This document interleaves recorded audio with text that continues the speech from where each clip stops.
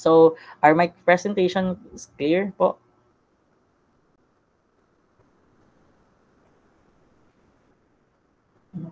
Grabe yung react ni Dwayne, no? Sa ano, sa screenshot ni Jake.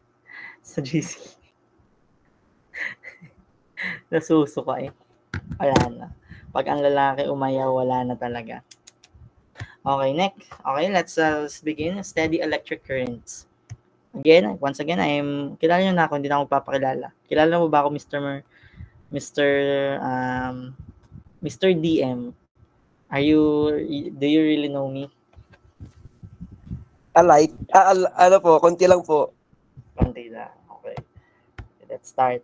Introduction. So, most of this is, ako na lang magbabasa. I will be the one who will going to read the following slides so that it is fast because it is already 3:31.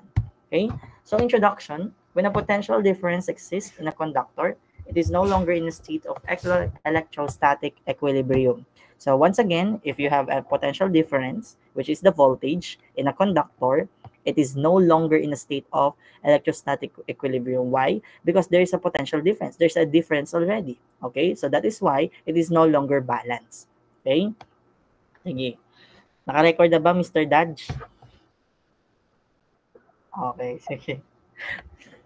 Okay, number 2. When the current in a material does not vary with time, the current is said to be steady. Okay, that is the main reason or the main concept of this also lesson that we have for today. Ano? So, just like what we have, when the current, okay, when you say the current, we will going to tackle the concept of the current later on. But when the current in a material does not vary, so it means it doesn't change with respect to time, then the current is said to be steady. Okay? So again, in order for the current to be steady, it does not vary with time. Remember that. In this section, steady electric currents will be discussed along with Ohm's law, resistance, power, and Joule's law. The equation of continuity, which is as a consequence of the conservation of charge, will also be discussed. Okay? Now let us try. Let us now define first what is the electric current. When there is a potential difference in a conductor, electric field also exists. You should be very familiar with this, okay? For example, you have a potential difference or a voltage in a conductor. When you have the voltage in a conductor, there is also electric field inside of it, okay? When the E field forces the charges to move in the direction of the field, so the E field forces the charge. So it means that the electric field exerts force to the charges. Now, if it exerts force to the charges will the forces causes the charges to move. Okay, it will cause the charges to move in the direction of the field. Now, if the charges are moving, then the motion of the charges give rise to electric current. Okay, so just like what we have here. Okay, for example, you have this positive charges and you will going to these surfaces, then these charges will be moving along to the direction of the field.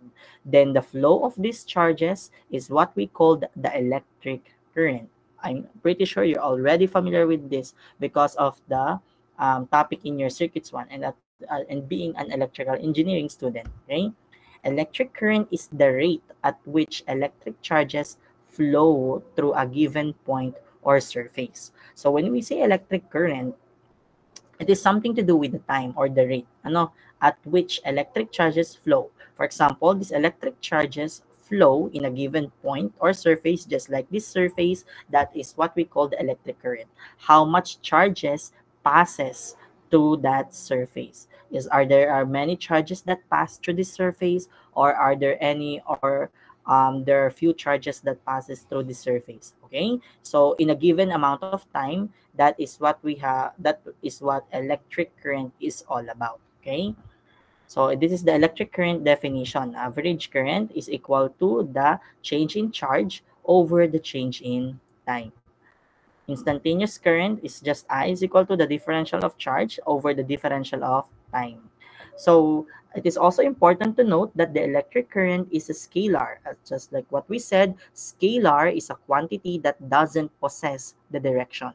So you do not necessarily here electric current in a vector quantity form because it is a scalar. You do not here 5 amperes to the north, 6 amperes to the west. Ano? Because that simply because the electric current doesn't have any direction. And if it doesn't have any direction, and it is just a magnitude only, then it is a scalar quantity. Okay? So the SI unit of electric current is the ampere, which is represented by the capital letter A. Okay? It is capital A, not small letter A. So 1 ampere is equal to 1 coulomb per second. So which means 1 coulomb is the charge per second. Just like what we have said, it is the rate. When we are talking about the rate, we are talking also about the time. That's why we have the S right here, which represents the seconds. Okay? Can you follow, guys? Yes po. Yes po. Opo. Okay. Thank you, thank you. Yes po. Next. Parang nagkikrib ako sa cake. Okay. Wait Yema lang cake. po, malapit na po. Hindi, I mean yung yema cake. Nakakita kasi ako dyan ng isang yema cake nung last time, no? Baka ano pala. Okay, next. Conventional versus electron current. So let us define first and let us differentiate what is the difference between the conventional and the electron current. So any moving, as you can see guys, there are more concepts here rather than computations. That is why I'm really urging you guys to really start studying bago nyo ito may salpak sa utak nyo. Sinasabi ko sa inyo. Okay? Any moving charges that create electric current are referred to as charge carrier. Okay? So if you have our charges that is moving and that charge is creating electric current, then we are referring to that charge as the charge carriers. Okay, remember this. Again, this is my favorite. This is mostly where I am getting the true or false questions. Ano? Charge carriers can be positive or negative charges. In conductors, the charge carriers are the free electrons. Okay, so in our conductors, your charge carriers are the charges that producing electric current are the free electrons. Remember that. Okay.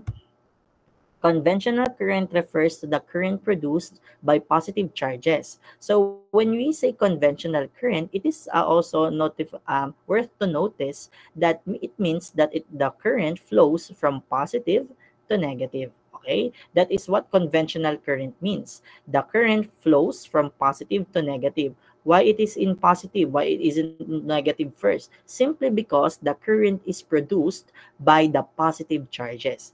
And since the current is produced from the positive charges, so it will begin to emanate to from positive up to negative. Okay? So now, the direction of the conventional current is the same as the direction of the electric field causing it.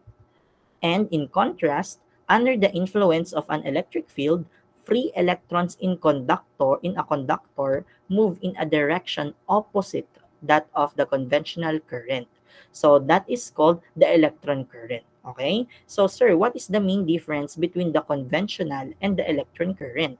In conventional current, the current is from positive to negative. In the electron current, it is opposite. The current will start from the negative to positive. Why? Because in conventional current, it is the positive charges that produce the current. So from positive to negative. In electron current, it is the free electrons in the conductor that will produce the current. And we know that the charge is in free. We know that the charge of electrons are negative. That is why it moves from the negative to positive. Can you follow it, guys? Yes po. Yes po. Okay, wait lang.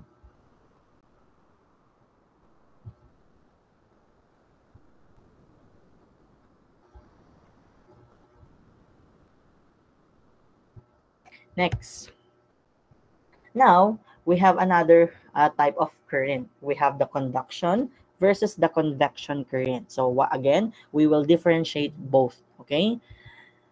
When we say conduction current, it refers to the current produced by the movement of charge carriers in a conductor. Okay? When we say conduction current, it is the current that produced by the movement of charge in a conductor. So if the charge carriers are moving, and they are producing the current inside the conductor, then it is what we call the conduction current. Okay?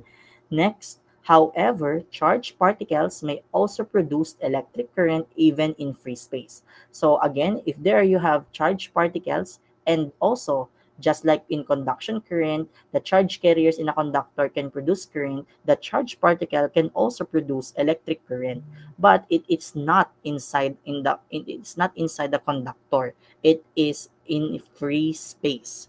So if that happens, then that is what we call the convection current, because convection current is the current produced by the flow of charged particles in free space. Okay? So again, if the movement of charge carriers produce current in a conductor, it is what we call the conduction current, hence the name conduction current.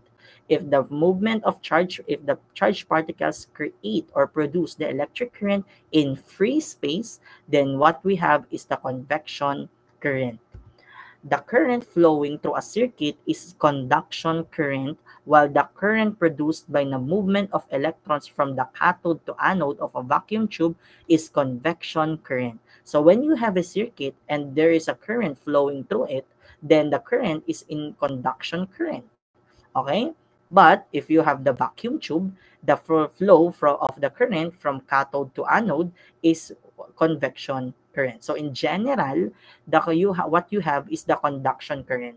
But if you will look closer on each part, specifically in the vacuum tube, you will get a convection current. Okay, you will go or you will bump into convection current. Nagkakaintindihan po tayo? Can you follow, guys? Yes po. Yes po. Okay. Opo.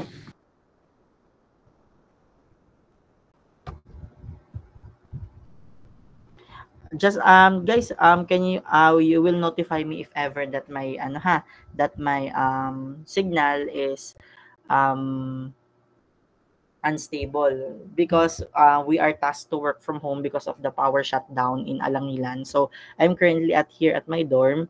So that is why my internet connection is not really that good. So if ever that I am having difficulties in, or my voice became choppy, let me know in the GC. Okay, sige po. Wait for a moment ha.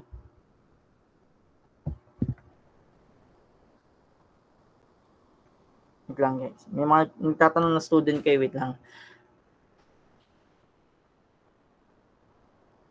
Okay, so now let us begin. So now let us discuss drift velocity.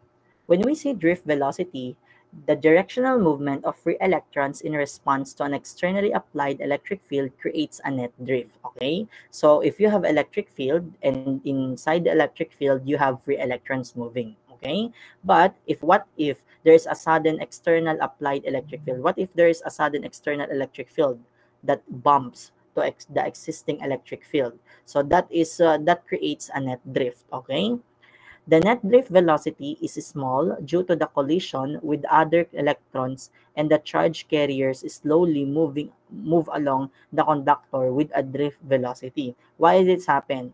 If the electric field externally will bump or will collide to another electric field, then the electrons will bump or will collide to each other. Now, if the electrons collide to each other, what happens? Their net drift velocity is small or becomes smaller. Why? What happens to the speed of the car, of the two cars, of the two objects that collide to each other? If you have a car crash, then the car crash can really can really make the momentum of two objects that collide to each other slow. Okay? Saan kayo nakakita na for example, you have two objects that crash to each other. Are those objects slowing or they are getting faster? Diba? It is slowing rather than getting faster. So that is why the net drift velocity or the velocity becomes smaller if that happens, because again, it is the result of the collision of the electrons. It is also the reason why the charge carriers are slowly moving along the conductor. Okay? The direction in which the electrons are flowing is opposite the direction of the electric field. Okay? So again, this is the illustration. The random motion of the charge carrier is modified by the field, and they have a drift velocity opposite the direction of the electric field. Okay. Now, we have the conduction current. The conduction current, the electrons are already in the conductor. Guys, ipapaalala niyo regarding sa finals nyo. I have some announcement in your finals. Paalala nyo, baka di ko maalala. So, the electrons are already in the conductor. They respond to the external electric field set up by the battery. Okay? The battery does not supply the electrons. It only establishes the electric field. Just like what we have, the battery doesn't create more electrons. It is just creating electric field. Again, ulitin ko, the battery doesn't create electrons. It only creates the electric field. The current through any conductor is the same, even the cross-sectional area may vary at different points. This is a consequence of the law of conservation of charge. What is the explanation to this, sir? No matter your area is small or your area is large, the current that will flow through that conductor is just the same. So the size really doesn't matter, okay? Because even though the size is small or the size is large, the current that flows through entire conductor is just the same. Why? Because it obeys to the law of conservation of charge, just like the law of conservation in energy, law of conservation of momentum. We have also the law of conservation of charges. Can you guys follow?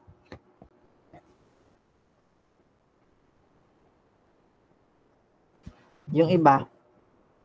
Yes po. Yes po, sir. Opo. Okay. For a moment.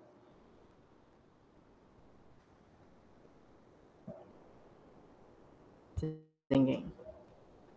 Miss Mavis, can you follow? Yes, sir. Okay. Next. Drift velocity. So charge carriers Q move through the conductor with a cross-sectional area. If there are n charge carriers per unit volume, then the total number of charge carriers in a given segment of the conductor is NA delta X, which is the total charge is delta Q. Ito yung kanilang this is the total charge. But again, I do not require you to really memorize this part, because again, it is really not included. It is not that included in your quizzes. The average current is given by this equation. I is equal to delta Q over delta T, where V sub D is the average speed, which is what we call the drift velocity. So we have the current density. In order to describe the current through a given region, the surface through which the charges are passing should be specified. Okay? Just like what we have said, we measure the current by the rate of moving charges passing through it in a given surface. But to really look specifically from that, we must take a portion of that surface and we can examine the current density.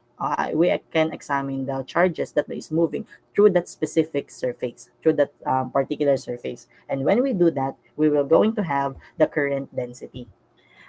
This is why current density is more useful in describing fields than the current. The current density is the current flowing through a given surface perpendicular to the direction of the current. Okay, we have illustration later, but again, the current density is the current flowing in a given surface, in our sample surface, that is perpendicular. Again, when we say perpendicular, it is 90 degrees normal to the direction of the current, which is we have J is equal to I over S, where our J is the current density, our I is the current, our S is the surface area. Current density is a vector quantity. Okay, so current density is a vector quantity. Current density is measured in amperes per square meter, just like what we have.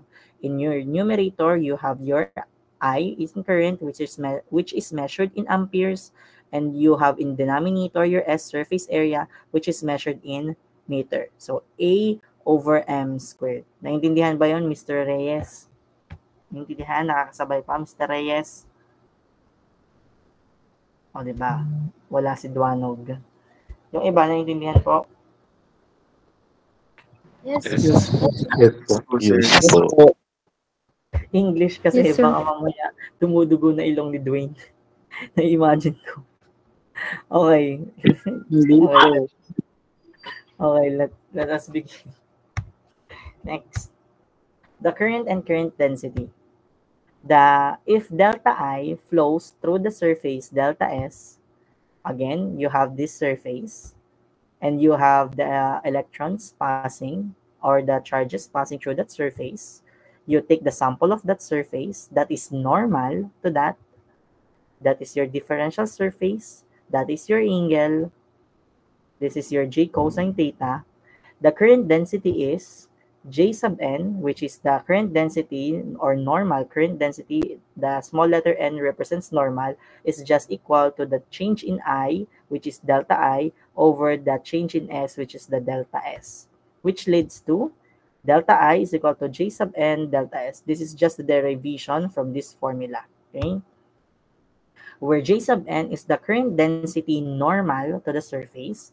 If J is not normal to the surface, then delta I is just equal to it is just the same. You will just going to remove the sub letter n, okay, because it is not normal.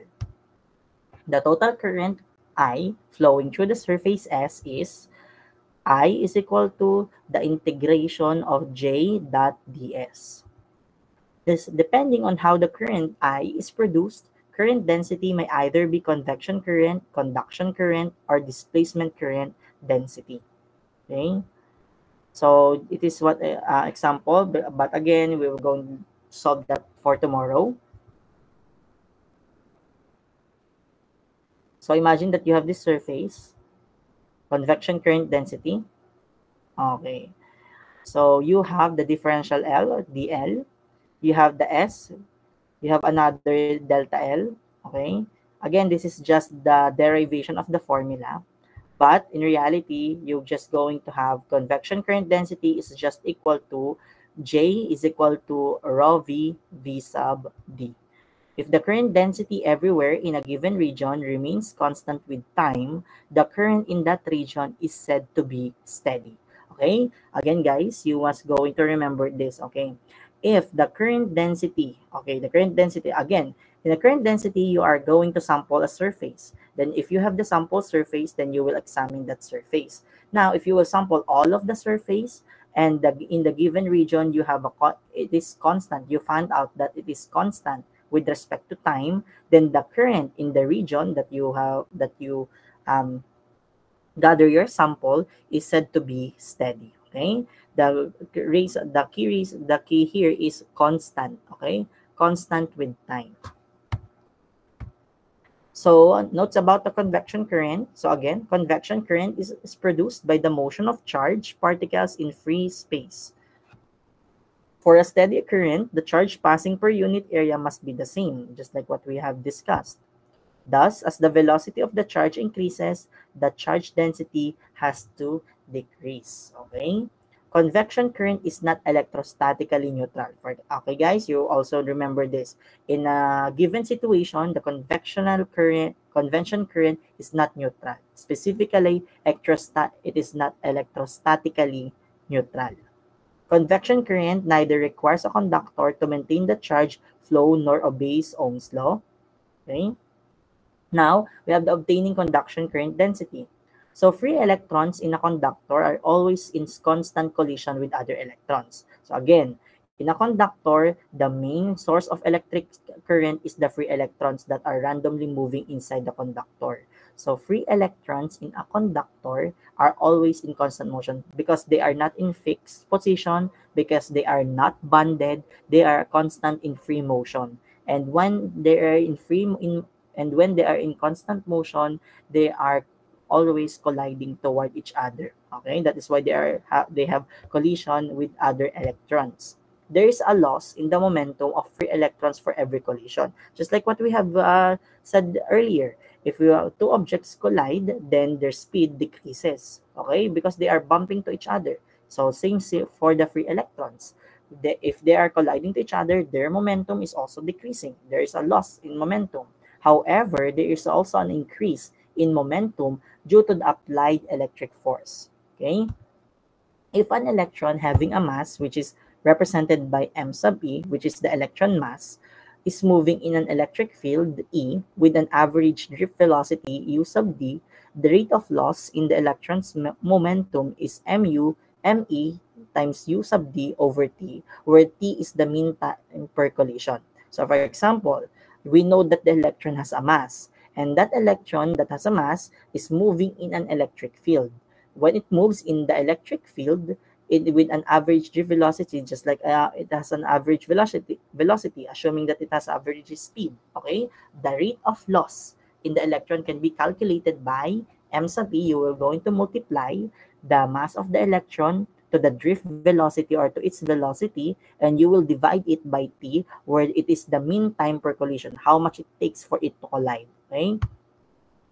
The rate at which the momentum increases equals the force due to the electric field and is given by the negative small letter e to e, which is e stands for the electron, the letter e, the small letter e in the capital E is for the electric field. Okay? So drift velocity and electron mobility. Under steady state conditions, the rate in the loss of momentum must be equal to the rate of gain. Okay? Because when we are going to relate this steady state condition, in order for you to be steady, the loss must be also equal to the gain. If there is more loss than gain, then it is slowing. If there is more gain rather than the loss, then it is speeding. So slowing or speeding up or being faster, slower or faster, means one thing: it is not stable, it is not steady. So in order for you to really know the steady state, the rate of loss must be equal to the rate of gain. Okay, they must be equal to each other. Okay, thus the drift velocity of an electron in a conducting medium is proportional to the applied electric field, which means that as the if we go on to the, if there is a much greater electric field, will be also much greater drift velocity. So the faster the drift velocity is, the greater the electric field is. The weaker the electric field is, the slower the drift velocity of the electron. Okay, so this is the equation for the drift velocity. So V sub d is equal to negative mu sub e times the e, which represents the electric field. The constant of proportionality is called the electron mobility. Okay, in variation problems, we have the constant proportionality constant. In this case, the constant of proportionality is what we call the electron mobility. Okay, so mu e is equal to e tau over m sub e, which is the equation for electron mobility. So again, familiarize yourself for the drift velocity and the electron mobility equation. They can be, or they can appear to long quiz number 3. Okay, so again, this is just some example that we're going to solve. Next, we have the conduction current density.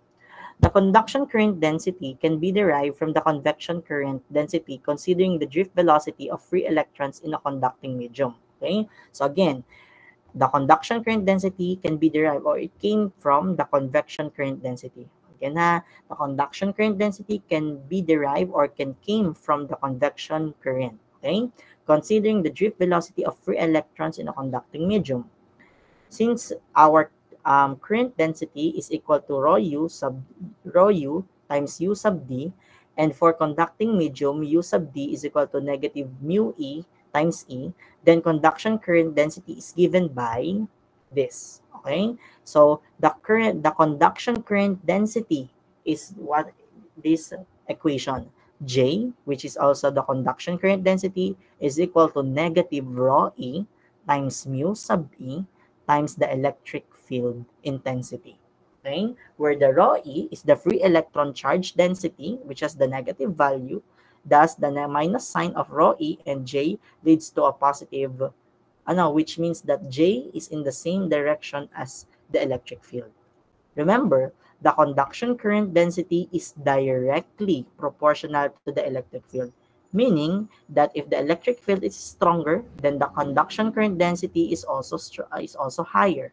If the electric field is lower or weaker, then the conduction current density is also lower. Okay, it's also can you guys follow the conduction current density? Yes po. Yes, sir. Yes po. Okay. Thank you, guys. Dami yung sasauluhin ha. Dami yung sasauluhin dyan. Formula. Kaya sinasabi ko sa inyo. Okay. Let us now move to your favorite part, the Ohm's law. Okay. Thus, the current density in a given material is directly proportional to the applied electric field. This statement is called Ohm's law, which can be written mathematically as J is equal to sigma E. But sir, we are not really familiar with that formula.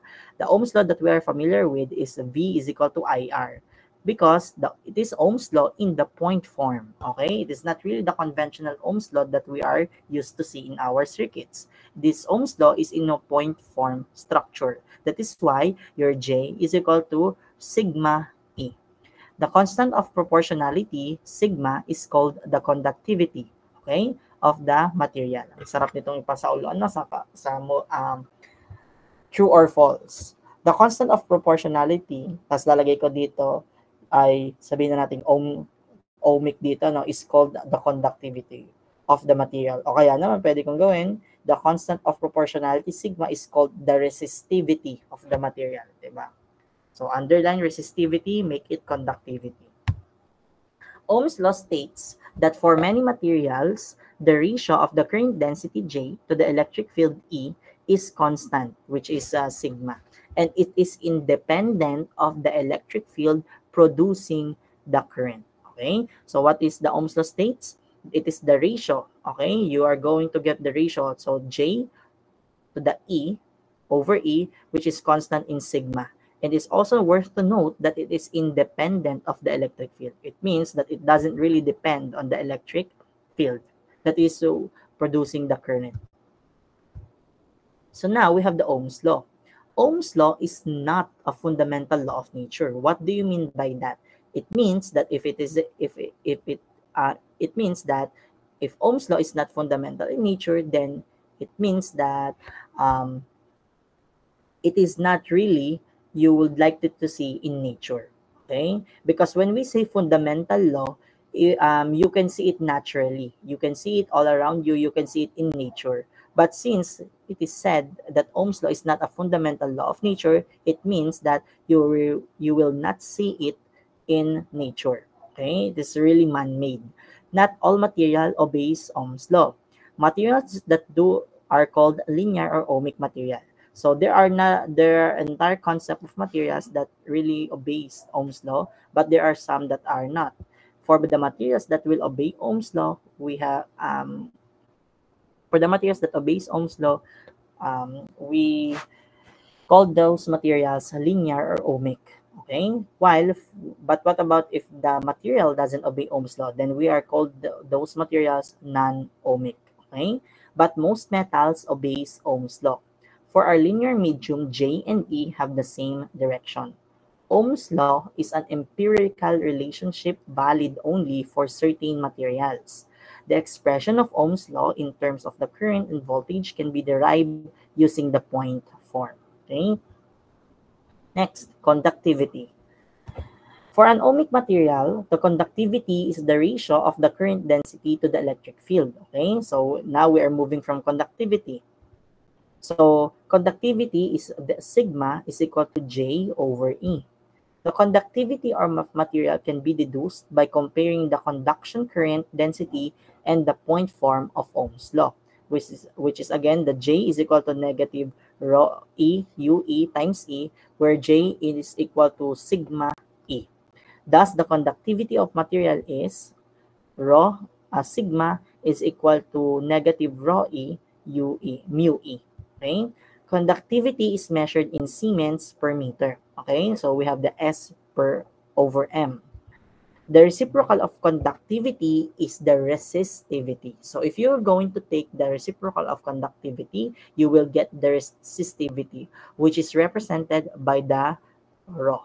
Okay, the unit of resistivity is ohm meter, which is represented by this one. Okay, again, the reciprocal of conductivity is the resistivity, which is the represented by the Greek letter rho. Okay, so again, the conductivity is the ability of the material to conduct the electricity. Ano? So, can you follow, guys? Yes po. Yes, sir. Yes po. Okay. Makinig maigi ha, hindi nyo baka mamaya ano. So now, we have the resistance. When we say the resistance, the heating of a conductor when an electric current flows through it is an indication of some kind of opposition. Okay, so whenever you have wire and or a conductor and the conductor is heating up, then the heating of that conductor is a sign or an indication of what? Of some kind of opposition. So the resistance is the opposition of a material to electric current. It is the ability of the material to resist the electric current. So if the material is high resistance, so has a high resistance, it means that the current cannot pass through it or cannot really flow through it. But if the material has a low resistance, it means that the electric current can really flow in it. I'm really sure that you are familiar with the concept of resistance in your circuits. The resistance limits the amount of current that can be produced by a voltage source. Okay, just like what we have, the resistance opposes and limits the amount of current. Okay. The resistance of a material is an extensive property which is related to the resistivity of material, which means it totally depends on the material that is going to that is subjected for the electric current to pass. So that is why some materials are in electric current cannot pass through it, just like in rubber, glasses, but there are some materials where they can easily pass the electric current. So it is simply because the resistance is an extensive property. It mainly depends on the kind or the nature of the materials that you're going to use. So what's the definition of the resistance? The resistance of a conductor can be derived from Ohm's law. So we have the J is equal to sigma E. This is the Ohm's law point form. So again, this is just the derivation. Then you will be left with R. Now, I'm really sure you will be familiar with this. So the resistance is defined as R is equal to delta V over I. That is what you are familiar with, okay, in your circuits. In terms of resistivity, the resistance of a conductor is R is equal to PLA, where P is the where the rho is the resistivity, your L is the length, and your A is the area. Are you familiar with this, guys? R over P, R equals PL over A. R pala. Ano dyan? How about the others? Tulog na. Yes, sir. Okay. Sige, Mr. Gregorio, are you familiar with this RPLA? Yes po. Oh, diba? Okay. Mr. Mamawag, familiar? Opo. Okay. The current through an ohmic material is directly proportional to the applied voltage. The proportionality constant is the resistance of the material. Okay? The resistance is independent of the applied voltage and the current. The unit of resistance, again, you're already familiar with this, is ohm, named after the German physicist Denmark Mamawag Ohm. George Simon Ohm. Okay? Now, we have the general formula of resistance. So given a conductor having a length dl, the resistance can be derived from Ohm's law using the field quantities, like this. Okay? So dr is equal to dv over I. So this is the formula. Now, sir, what is the general formula? Which of these three is the general formula of resistance? The general formula for resistance of these three is this one. Okay, it is the negative of the integral of E dot dl from A to B over the integral of J dot ds, where d sub v, in this case, is the potential difference between the ends of the conductor having length dl. The E is the electric field within the conductor. The volume current density is the J. The current through each sources is your I. The potential at A is assumed to be higher than that at B. Okay. Next, Resistance and temperature. Now, sige. In the previous section, I recently took a big deal of this, okay? Because we are just 3 slides away from our topics to end. Ano? Mabilis lang naman to, 4:11 na. So let us have our background first. So who can relate the resistance and the temperature? What they do to each other? What is their relationship? Ano? Bigyan mo nga ako ng sagot, Mr. Saludo. Sige. Alam mo ba ang relation? Do you know the relationship of resistance and temperature? Wala magse-search ha. Ang magse-search babagsak sa long quiz 3. Wala. Okay. Tingnan natin kung may alam muna kayo bago kayo mag-search. Meron ba? Wala. Going once. Going twice. Hindi ko talaga kayo kita, guys, kung sino tumataas ang kamay. Kindly unmute your mic. Kapag po tumataas ang resistance. Sino muna? Apelyido? Carpio po. Surname? Carpio. Okay. Mr. Carpio, ano yan? Kapag po nataas ang temperature, nataas din po ang resistance. Okay. Si Mr. Carpio states that if the temperature is going higher, then the resistance is also going higher as well. So, do you agree to what Mr. Carpio said? Sige, pananahin natin.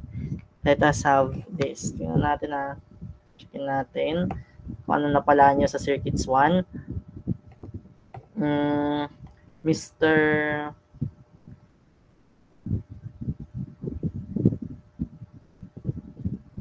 Yung mga hindi ko pa natatawag. Ito. Mr. De Leon. Do you agree kay Mr. Carpio? Yes po. Bakit mo nasabing agree ka? Bakit mo nasabing tumataas ang current? Can you explain why? Bakit tumataas ang temperature? Bakit tumataas ang resistance pag mataas ang temperature? Or hindi? Basta agree ka lang? Agree lang po. Agree lang. Matalino po yan eh. Okay. Sino makakapag-explain? Can someone please explain the reason why the temperature, why if the temperature goes higher, the resistance is also high? Kasi somebody in 08 really explain that relationship on the spot. They really know. He really explains well. Somebody in 08. Sige, tingnan natin. Magsimula muna tayo sa mga natin. Okay. Sige, wag na si Miss Pio, madami na tong classes eh. Si Mr. Nitura. Mr. Nitura, can you explain why there is a sudden increase in temperature? Why there is an increase in temperature, there's also an increase in resistance? Sir, bale, nung simula po na nagla-lesson kayo, naka-open po ako sa PPT na in-upload nyo. Bale, kita ko po yung sagot. Ha? Di ba po sinabi niyo po na nag-upload kayo ng PPT? Bale, simula po nang nagla-lesson kayo, nasa PPT na po ako. Okay. Bale, kita ko po yung sagot. Paano kita mo yung sagot? Bale, naka-state po dito na most metals have positive temperature coefficient of resistance po. Hindi yan. Hindi yan yung aking hinahanap. Merong isa pang explanation. Siyempre naman, alam po yung positive temperature coefficient. It is not in the PowerPoint. Hindi siya nasa PowerPoint. May inexplain kasi yung isang taga 08. There's someone who really explains the relationship why if you have a higher temperature, then you have a higher resistance as well. +1 Mr. Carpio, tama ang mo. +1 in short quiz 3. Okay? Short quiz 3 ha, hindi long quiz 3, short quiz 3. Sige, tingnan natin ang mga bata-bata natin dito. Sige. Mr. Patriarca, can you really explain or hindi mo kayang i-explain? Sir, try lang po. Okay. Sir, ano po ba yun? Like, pag di ba po ang resistance po ay para pong nagana po sa purse ng electric current? Nag-o-oppose. Parang pinipigilan niya. Okay. Siyempre po, pag sobrang taas po ng temperature, magano din po yung resistance po nun gawa ng mag-ano po yung personal, parang lalo po yung lalakas yung ano nun. Yung ano. Sa po, like, di ba po, Ah? pag minsan, di ba po may energy ang ano din, ang temperature. Mm. Pag di mas lalong tumataas yung ano po, energy. Okay, sige. Sige. May point na siya ng konti, pero hindi pa masyadong ano. Sige, pero tingnan natin kung mako-construct pa. Pero may point na siya ng konti eh. Kasi may iniintay akong word dun eh, para ma-plusan ko ng 1. Sige, tingnan natin kung maano. Sige, Miss Makasinag. Okay. Miss Makasinag, can you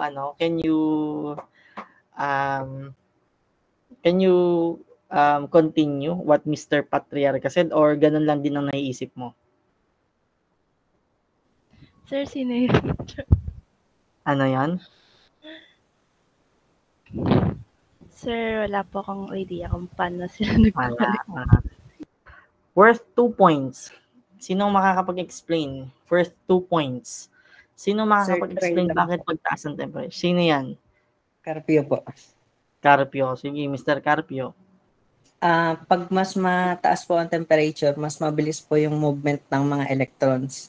Which means po magko-collide po yung mga electrons ng maraming beses. Kaya po mas malaki po yung resistance. Dahil nagko-collide ang electrons. Mas bumabagal kapag po nagko-collide, mas nabagal po yung kanilang movement. That is 100% accurate.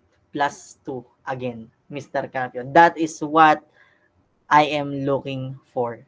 Sa sobrang pagtumaas ang temperature, bumibilis ang electron. Kasi syempre, mas tumataas ang kinetic energy. Once na mas mabilis ang electron, mas madaming beses silang magkakabanggaan.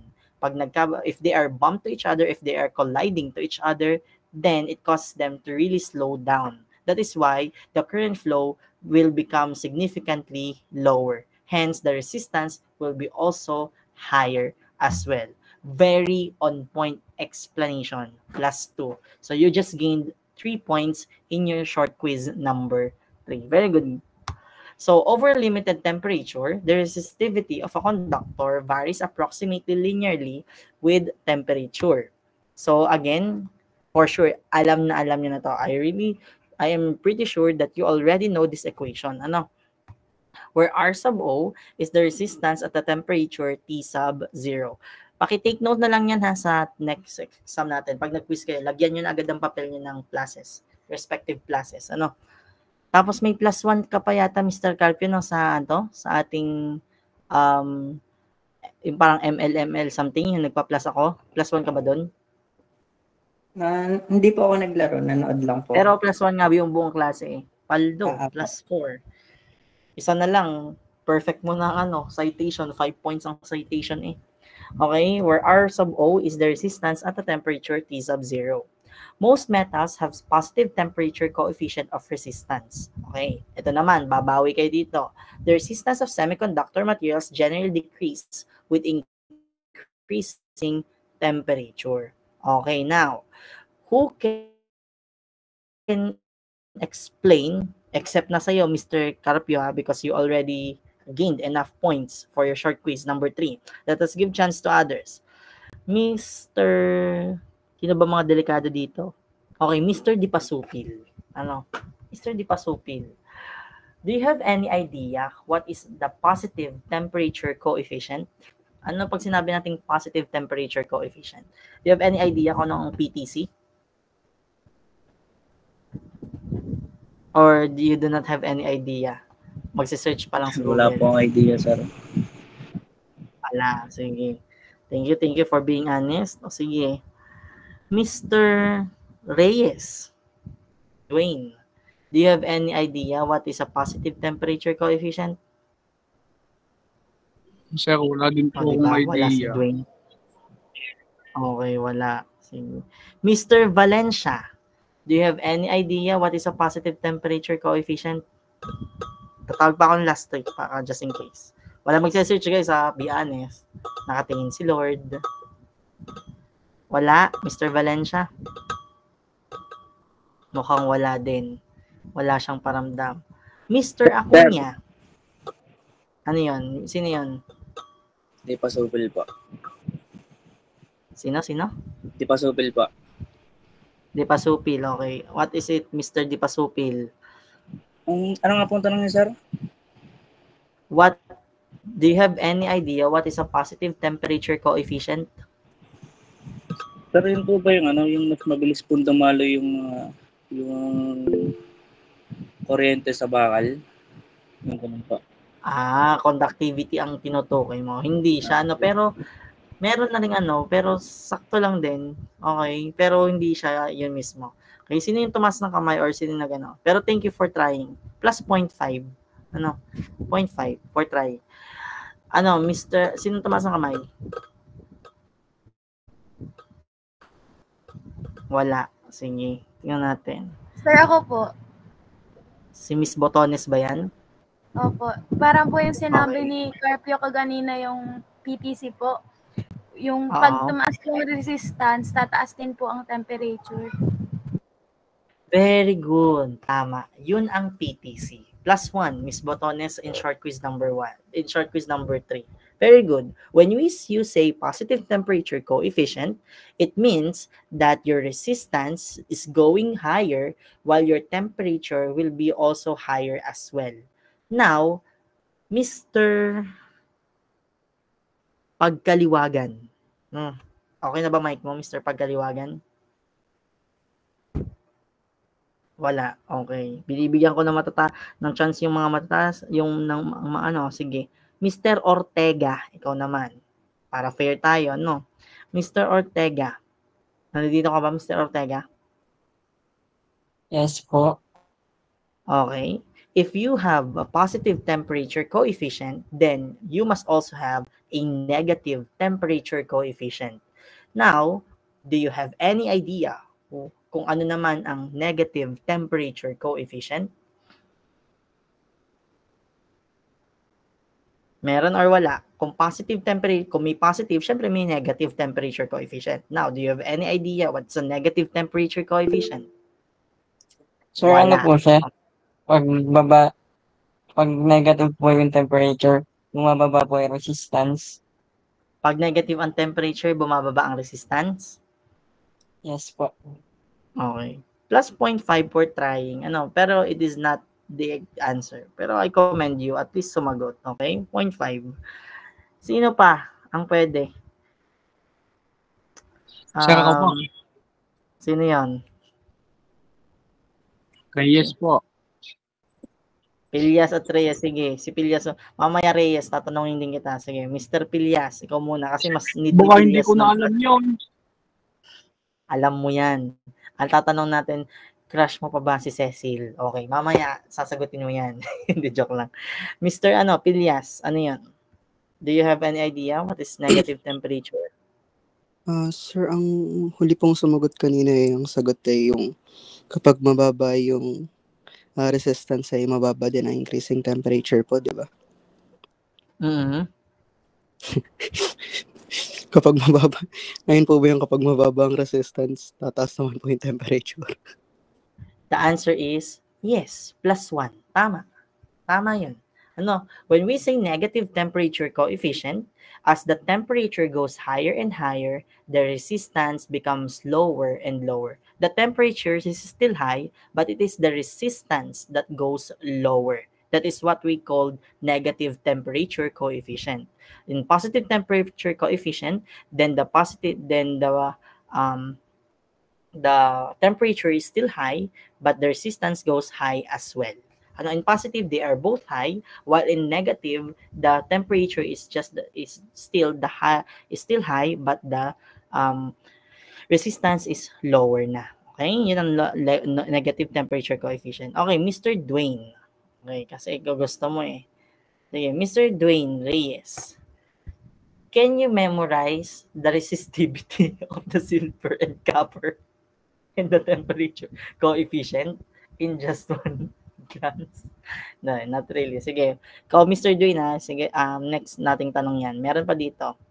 Mr. Dwayne, kindly solve the following. Find the magnitude of the... hindi. May concept pa tayo dito isa yata. Sige, tignan natin. Sir, hindi po muna ako. Baka hindi ko alam yun eh. Hindi, concept lang to eh. Rijal. Ay, yun. Mr. Dwayne. Sa tingin mo, ano yung mag-flash ngayon dito? Thank you. +1. Tama. Okay. Hindi naman. Just 0.5 plus 0.5. Thank you. Okay, yun yung ano natin. Yun yung lesson for today natin. So guys, do you have any questions or clarifications? Again, yung solving next meet tomorrow natin. Ano?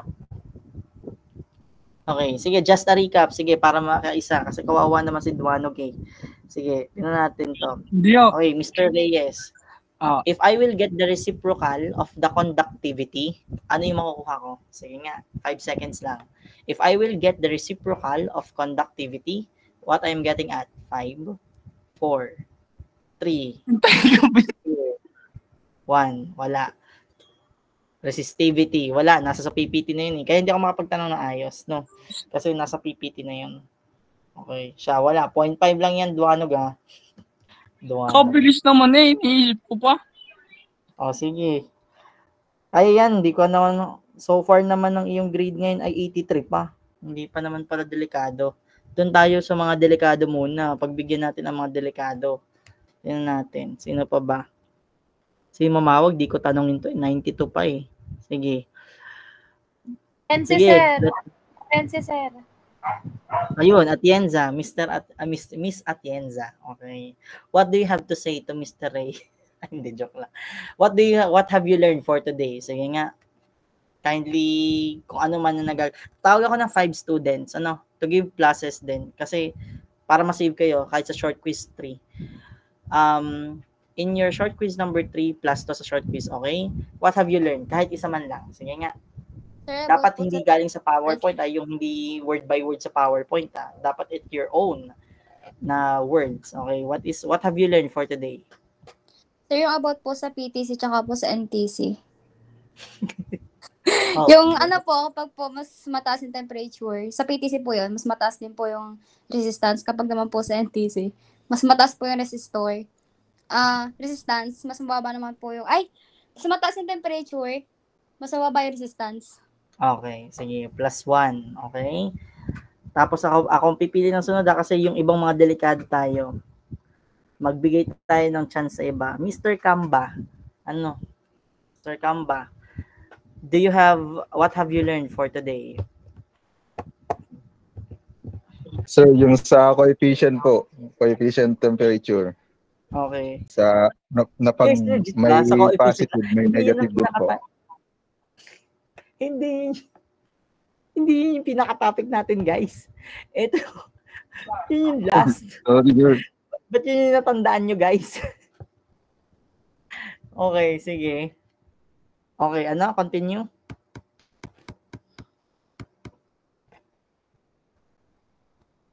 Anong sinasabi mo dun sa positive at saka sa Meron ka ba sinasabi doon? Na pag may positive po, may negative din po. Okay. Big discovery sa atin yan. Grabe naman yung nakatutunan mo, Mr. Sige, 0.5. Sino pa ba? Malaki guys ang 0.5 ha. Okay. Mr. Saludo. Sige. 78 din to eh. Oh. What have you learned for today? Wala siyang natutunan. Sige. Next, Mr. Martinez. What have you learned? Wala din. Wala. Wait lang. Punta na tayo dito sa natin. Yon, si Mr. Mercado. Sige, Mr. Mercado. Anong natutunan mo for today? Bali yung about po siya sa current. Bali ginawa po siya ng ohms. Bali rate of change po siya. Ang ibig sabihin po, dapat po meron siyang yung time tsaka yung yung coulombs. Tapos scalar quantity po siya. Okay, sige. Pwede din. +1. Okay? Last 2. Sige, Mr. Pilyas at Miss Bulaklak. Oh, Mr. Pilyas. Sir, ang pinaka nagulat ako, sir. Connected pa lang resistance, pati temperature. Ngayon ko lang nalaman yun. Oo. Yun lang po. Ha? Wait lang, napasid ako doon. Ha? Ano, natutunan mo nga? Natutunan ko. Connected ang resistance, pati temperature. Okay. Sige, 0.5. Sige. Yes, Miss Bulaklak. Sir, sa akin po, halos lahat po ay sinabi na po nila. Pero, yung wala pang yung pinaka-small na natutunan ko talaga, sir, is yung unit ni Ampere. Big letter A po siya, hindi small letter. Yun lang po. Thanks. Hindi ko alam, guys, kung inaasal nyo na lang eh. Ano? Sir ako, sir. Sige, 0.5. Sige, Mr. Dwayne. Natutunan ko yung dun sa conduction versus convection. Yan ang mga gusto ko. Sige. Sige, Ang conduction po ay paglipat ng init sa pamamagitan ng ano nga yan? Ng direktang pagdikit ho. Tapos ang convection ho naman ay ang paglipat ng init dahil dahil sa gumagalaw ang fluid. Yung kumbaga yung hangin o tubig ay Alam mo, Dwayne, hindi ko alam kung sasapakin kita o tatampalin muna kita no? Hindi. That is the general definition ng conduction at saka ng convection in physics. In physics yan. Electromagnetics tayo. Akala ko naman, conduction current at convection current ang iyong sasabihin. Kung ano ang pagkakaiba nilang dalawa. Yes, your definition is right. Yes, it is the definition of the conduction and the convection, but it is in the physics concept. It is not in electromagnetic concept. Duanog. Kulang ka pa yata sa Alfonso eh. Next. Yes, Mr. Dodge.